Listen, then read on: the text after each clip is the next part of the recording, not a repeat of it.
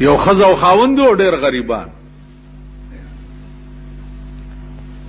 بادشاہ او د ملک هغه مشهوره و داغه متعلق چې دا بادشاہ چې څوک توفه ولا یو سینو ډېر انعام ورکړي. د ښځې ورتل سړی تم ولا څه یو څه ګوره که څه انعام درکو غریبان. ویل مونږ سره څه دي؟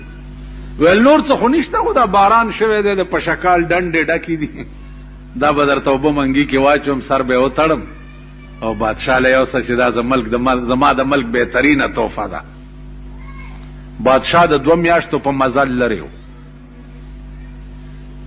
ښځې وله منګی ډک کو د اوبو، سر یې وله وتړلو، میړله یې په سر کړو، ورسره بار لاړه، میړه یې رسخت کو، داد تی کور ته راله. چې کور ته راله او داسې وکړو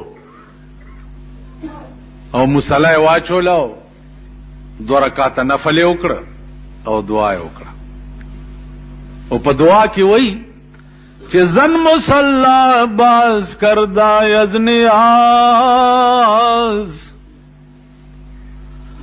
زن مصلا باز کردای از نیاز، رب سلم ورد کردا در نماز.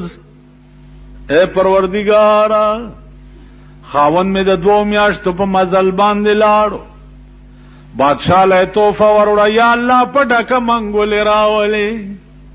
دا دعا کوي. او زمونږ ښځې چې مونږ چېرته بار وځو راپسې څه دعا کوي تاسو ټولو ته پته ده.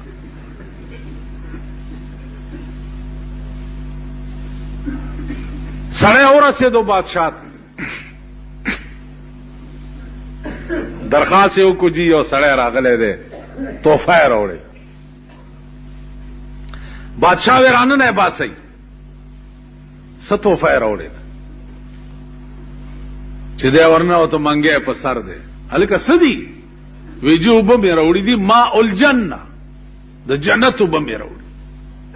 وی د جنت اوبه؟ بادشاہ ورته وی سبحان الله، او خدای دې تعالی اجر درکړي. سړي اعلی ګلاس راوالی. اوس تاسو په ایمان وایئ چې د 2 میاشتې په منګي کې اوبه پراتی چې څنګه څښا بوی به کړي. بادشاہ ته وګوره اوس، وی دې سړي د جنت اوبه راوړي دي او زر راوړی چې اوس کو. اول ګلاس بادشاہ دا منګي نه ډک کو، په یو سای اوس کړي او وزیرانو ته وی ډمټ